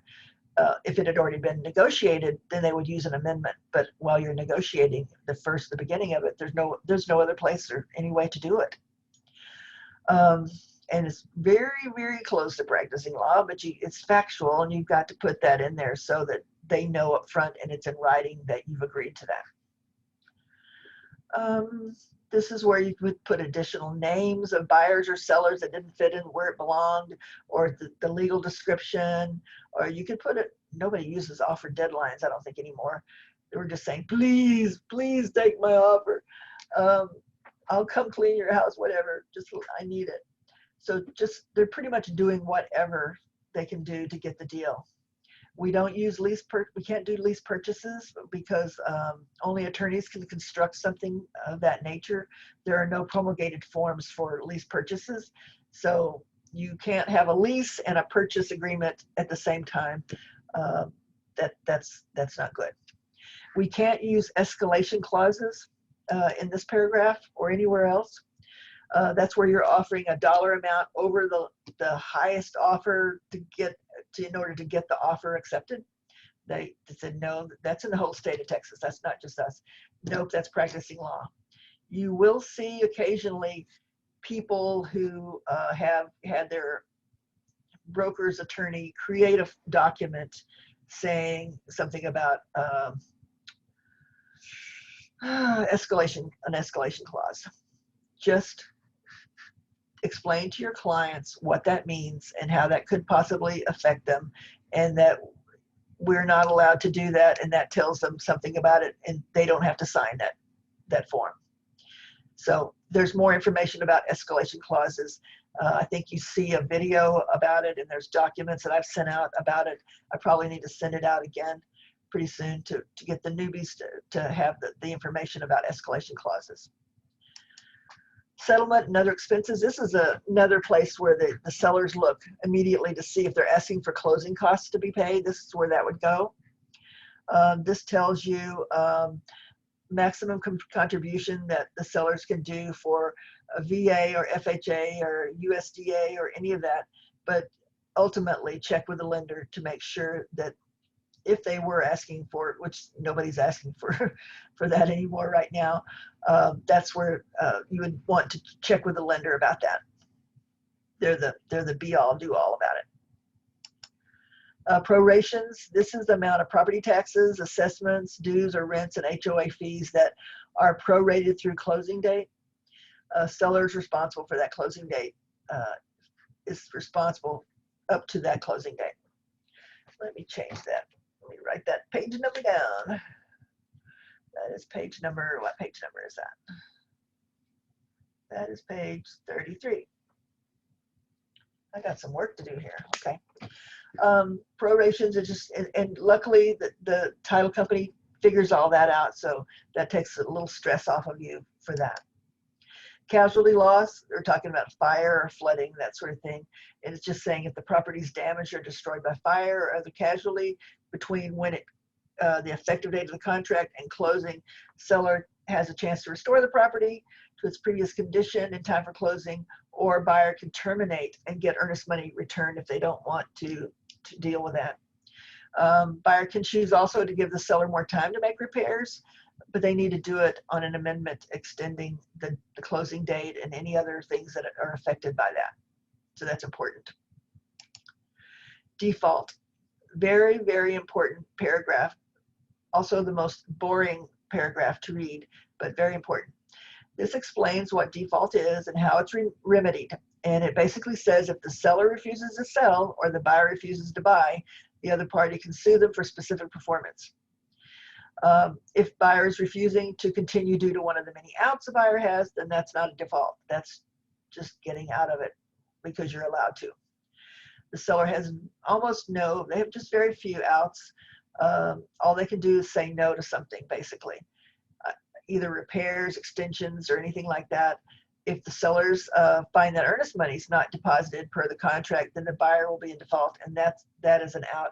If the sellers can get to the title company and terminate before the buyer or the buyer's agent deposits the additional earnest money required, or the earnest money is deposited. If they can do it before then they can terminate it.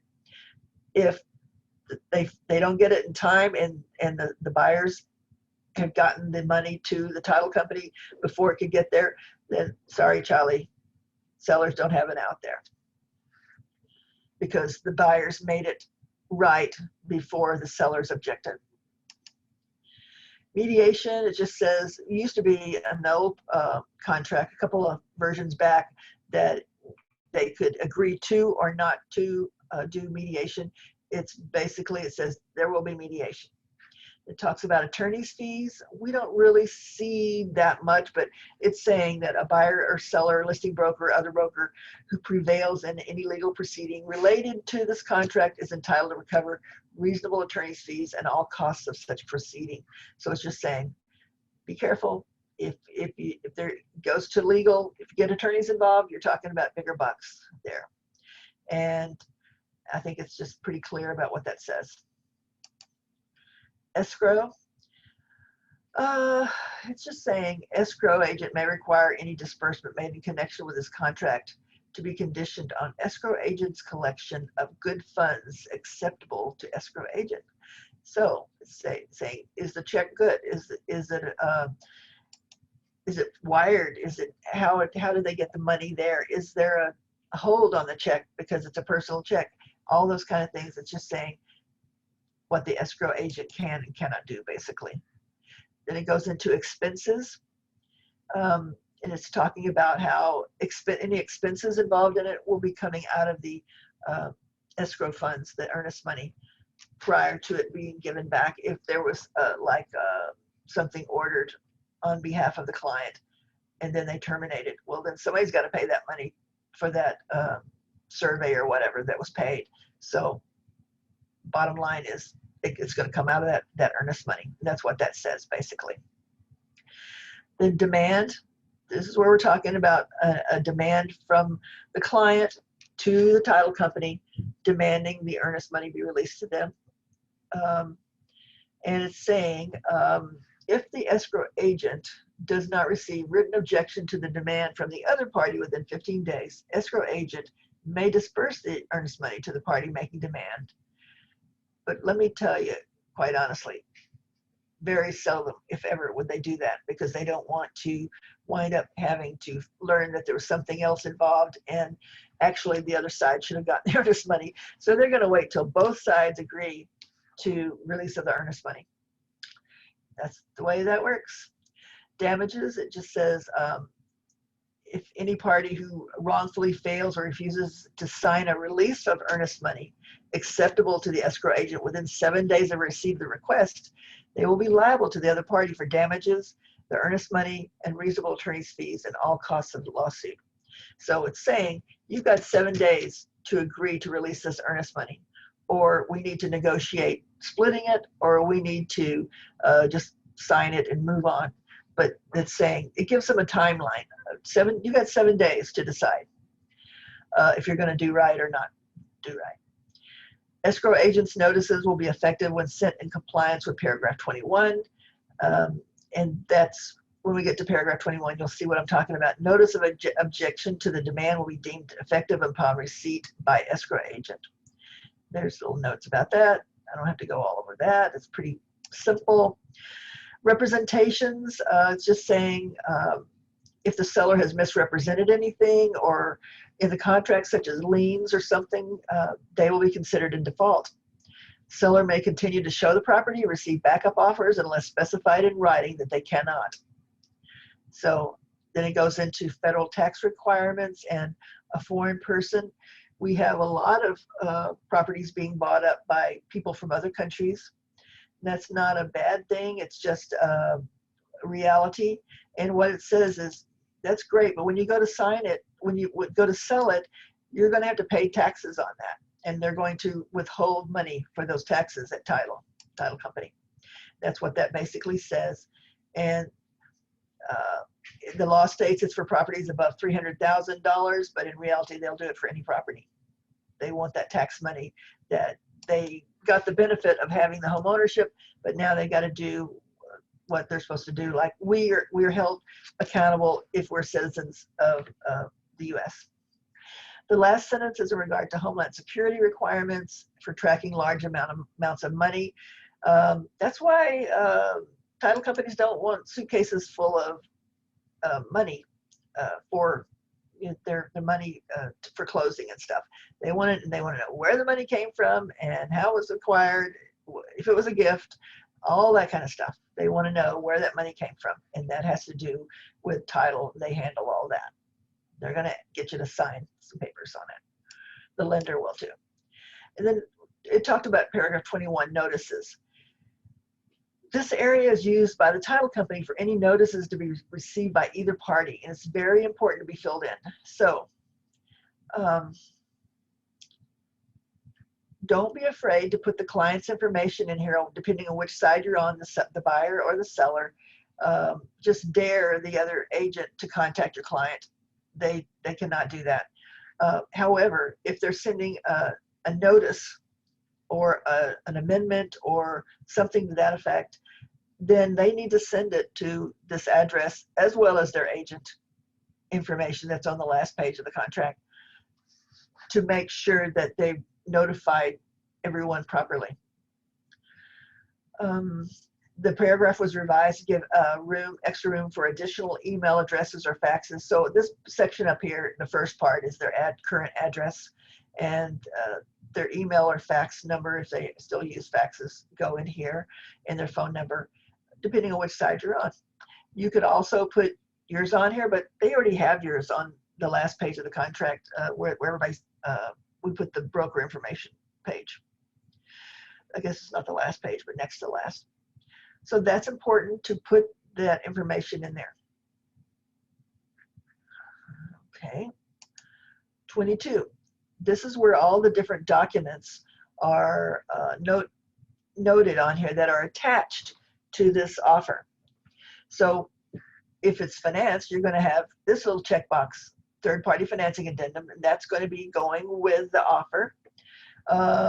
If there's an HOA, then there's that box for that. Or if they're asking for a buyer's temporary residential lease or something, just check the appropriate boxes that it applies to that. Addendum concerning right to terminate due to lender's appraisal. That's on there. You would check that if that's included. If it's a conventional loan. Then you have a seller's temporary residential lease. If sellers needed to stay in there for a little while longer, and it's agreeable to everyone. Lead-based paint addenda. There's a place for that. Propane gas system service area. There's a place for that. And these two new addenda regarding residential leases and fixture leases are on there as well. For if you had a residential service contract disclosure, you check this little box down here and put TXR 2513 residential service contract disclosure and put that on there. So you check the next one if there was a non-realty item and put the number and the non-realty item addendum on there. That's part of this. The only thing you would not add on there is this, like a seller's disclosure. And that's because that's not part of this contract. It's attached to the contract. It's a notice from the sellers to the buyer, but it's not, it wouldn't be added on here for the seller's disclosure. It is important to get it, send it with it so that everybody signs everything. That is important, but that's just a different addenda that's included in that. Okay. Okay, we're getting there. 23, I hardly ever see anything in here. And if I do, it's typically from people who came from another state where they don't use title companies. They use attorneys. So they may have something, a special situation, their divorce attorney or their trust attorney or something, then that information would be in here. But it's just saying, TREC rules prohibit real estate license holders from giving legal advice. Read this contract carefully. That's protecting us as realtors, saying we cannot give legal advice about this. You would need to talk to an attorney, a real estate attorney, not just any old attorney, a real estate attorney, to make sure that they're giving a good advice. I have seen regular attorneys that are civil attorneys or some other kind of specialty, criminal attorneys, that'd be really great. But they need to have real estate knowledge and experience, and they may not do that every day. And it's really important for them to have a real estate attorney. In the contract, it has a box or dark box around this effective date. And this is what's really, really important. This is the day the clock starts ticking. So it's executed the blank day of blank, 2021. The agent, this is broker, fill in the date of final acceptance. Whichever agent has it after everybody's signed everything and everybody's initialed everything. And typically it's going to be the listing agent, but it might not be. Then whoever has it last, they're going to fill in that execution date, the effective date, and then notify the other agent that they just put today's date in as the effective date so that both sides know the clock starts ticking. Today is day 0. Tomorrow is day 1 of option period. Day 1 of, I can't even think right now. Getting getting lending for it, all of that sort of thing. So it's very important for them to know that the effective date is what it is and that it's filled in. And sometimes you'll just see electronic signatures and they've got dates here. That's great. That's really nice. But you still need a date in here because that's the date they're going to start counting for the loan approval and all that sort of thing. That's finally came to me. It's like my brain shut down with the rain or something. So you have that information. And be sure you fill in that date before sending it to the title company or the other agent.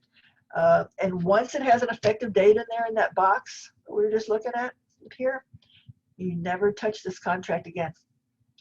Any changes are made on an amendment or by adding an addendum to the contract.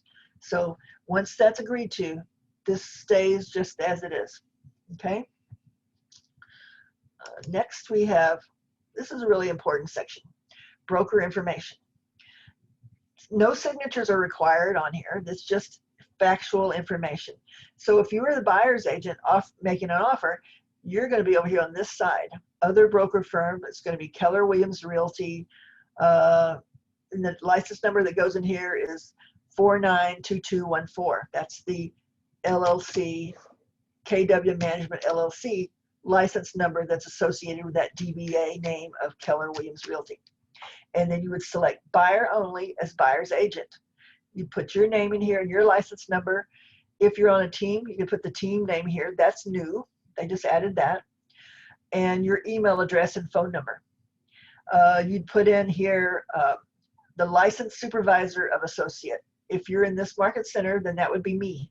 You put my name, Alice Caron, and my license number is, this is really, you're going to think it's funny.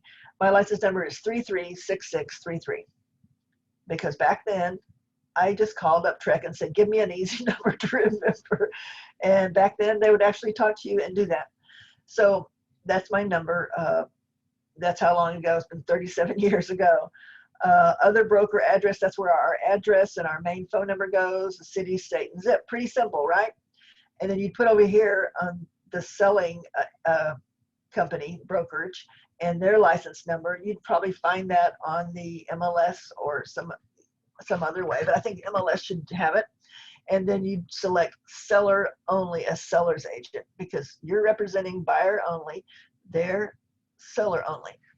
Then you put the agent, listing agent's name and their license number. Don't care about the team because you're not going to necessarily know if they're on a team. If you know, fine, fill it in. Put their email address and phone if you know it, their licensed supervisor if you know it, listing broker's office address, city, state, and zip. Okay, simple, right? Where it gets more interesting is if it's in an intermediary situation. You may have heard intermediary used. The only intermediary we're concerned about here is our broker. So if our broker, Gene Grubb, is the broker for one office and the other office of both of these areas, say that we're in the Northwest on this side and the Southwest is on this side, then forget putting this information over here. You're both going to go over here on this side and you're going to say, click the box seller and buyer as an intermediary because you both have the same broker. Okay, that's the only intermediary you need to be concerned about. So you fill that out. You put the licensed supervisor, that's going to be whoever it is, Linda Ramsey or over at the Southwest, whatever, and then their address and then selling associate's name. Whatever you were going to put over here is going to go here now. So you put the buyer agent information here and down below. So you'd both be on the same side, but it's as an intermediary. Only if Gene Grubb is the broker for both of you. So the next section here is about this, and they changed this. They made this much longer. It was like 2 lines, and they put disclosure pursuant to a previous separate agreement. Remember the listing agreement, such as MLS offer of compensation or other agreement between brokers.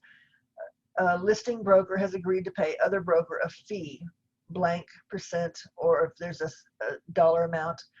This disclosure is for informational purposes only, it doesn't say only, but and does not change the previous agreement between brokers to pay or share a commission. So no matter what you put in here in that blank, it doesn't matter. It's not going to be enforced if it doesn't match what's in the MLS or a separate agreement, like an agreement between brokers, if it's not in the MLS. Understand? This really is of no use, but I would put something in there. It's just know that this is not the enforcement part.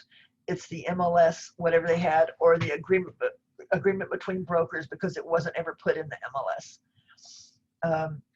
So that's pretty simple there. If you ever have any questions about that and you're not sure, then don't hesitate to either reach out to your coach or reach out to me, and we'll get you straightened out there.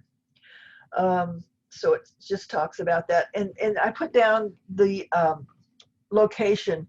If both agents work for any of these KW locations, they require an intermediary notice, TXR 1409. Northwest Market Center, Southwest Market Center, Bastrop, which is a sub-office of Southwest, Dripping Springs, which is a sub-office of Southwest, Buda, same thing, and Austin Portfolio, same thing. So all of these are part of Southwest, but they're other offices. So if any of the agents in those locations enter into a contract and an offer with you, then it's an intermediary. I just wanted you to have that information. So how you check is if Gene Grubb is listed as a broker, then that's it. That's done. Let's see. I already told you about that. In case of for sale by owner, you'd want to use an agreement between broker and owner. It's a TXR 2403 to ensure that you're going to get a commission. If they've agreed to pay you a commission, you want to have something in writing, and it's not going to be in the MLS. So how are you going to have anything to enforce that they got to pay you a commission if you don't have an agreement? And the same thing in the bullet point above, if a different commission is being offered or accepted regarding the transaction other than what is in the MLS, or if it's not in the MLS, then use the registration agreement between brokers, TXR 2402. You would also use that document, like I said, if it hasn't made it into the MLS or it's not going to go into the MLS to secure your commission. Without it, you don't have anything like an MLS to ensure that they offered it to you. Another important thing is when you first see the listing in the MLS and you're getting ready to go show it, make a copy of that showing what they're offering as commission. You'd be surprised at the number of times that number can change. So just ensure that you had it when the day that you showed it and the day that it was under contract, what was agreed to pay for commission is important. Okay. All right. Just want to protect you that they're not taking advantage. Then there's a place here for the option fee receipt, and what they changed here, instead of the agent's name or the broker, they put escrow agent, title company rep. So that's option fee is paid to the title now, not to the agent, not signed by the agent or anything, receipted. Very important to have it received within the 3 days to deliver option. If option check is not delivered before the 3rd day after the effective date, the buyer has no option. Please read paragraph 5 for clarification. So that was changed to have the escrow agent on there. If additional option fee is required to extend, the check would be made payable to the sellers and given to their agent directly so the agent can receipt that additional option fee. Very important to have that so you have a record that you paid it and that you're going to get credit for it at closing.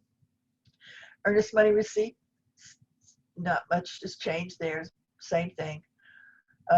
Acknowledges receipt of the earnest money, contact information for the title company, and of course I had to remind you again, once it's effective date filled in, you never touch it again.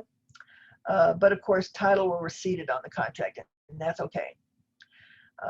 Provide everyone with a copy of the contract or amendment once it's complete, and that means clients, the other agent, and the title company rep. So there's now an additional earnest money receipt available that would still be made out to the title company and delivered to them. Contract receipt, say that you want to put it in, go ahead and put it in the title company to get the ball rolling. They can create the file, but it hasn't been 3 days, so earnest or option has not received yet. You can at least have it proof that it's in there in the title company. So that's that. Additional earnest money, that's where additional earnest money would be received by the escrow agent here, and they could sign that and give you a copy of that if additional earnest money is necessary, such as in a backup contract or something. And we made it to the end, and I always say this, and you may laugh at me, but it's the truth. You now know more than 80% of the agents out there writing offers, the old 80-20 rule. So that's why it's so important for you to feel confident when you're writing an offer, so that you know that you're representing your client well, and they feel trusting. This information is for you. It's not for you to share to show your client. This is for you to refer to when you're not exactly sure what they're asking about a certain paragraph, and hopefully it will be included in there. If there's something that you have a question about, call your coach, contact your coach or me, and let us look at it. If you write an offer, I would highly suggest you send it to your coach and let them look at it first, so that you can catch anything, hopefully that may have been missed, a box checked or anything like that. They're not going to know all the details of the offer, but they can at least see if it's filled out properly and if it looks like it's done right, so that you have the best showing and you start out fresh with them trusting you from the beginning. So that's about it. Does anybody have any questions? I know we went over this pretty quick and we did it in 2 hours, which is, I think the Southwest Market Center, I think they do it in like 2 days or something, but I'm thinking that's too much time. This way I put all the notes down there for you. So while I worry a little bit that I've given you too many notes and you don't have to write it yourself and you might remember it better if you wrote it yourself, I don't really care. I want you to have the information, so when you need it, you got it, and you don't have to chase me down, or you don't have to chase your coach down. You can see this. I am going to put this on our website. I have not put it down. I have not put it on there previously because I'm really particular about who I want to get this. If you spend the time to come to the class to learn, you deserve everything I can give you to help you in your business. But I've decided I don't care. I'm going to put this on the website so that if you're with us, you can access it there in case you can't find your copy or something, don't know where it is. So that's it. How many people have questions for me? Come on, lay it on me. That many, okay. I think probably some of you are experienced enough that you've been through this. I'm going to go ahead and stop sharing now. I think some of you have been through this so many times already that every time it gets a little bit easier. And I hope that every time you attend this, you will pick up another little tidbit every time. And so sometimes I probably don't teach it the same way every time either. Some days I'm more witty or something. Sometimes I'm more tired. I don't know. But I just want you to know that if you have any questions about this at all, you know how to reach me. 512-637-8311 is my office number. 512-638-7400 is my cell. Alice Carone at kw.com. Got the agent hotline for the weekends and holidays. So anyway, just know that I can't escape you. Whatever you need, I'll be here for you. Anything else that anybody wants to bring up? Any questions? Nope. Okay. Well, all I can say is happy Thursday. I hope you stay dry right now. It's storming out there kind of, but it's just know that we care about you and your success. And if there's anything I can do, don't hesitate to reach out. Okay. All right. Bye guys. Have a good Friday and weekend, and talk to you later. I think the rain's here with us for a while though. Take care. Bye-bye.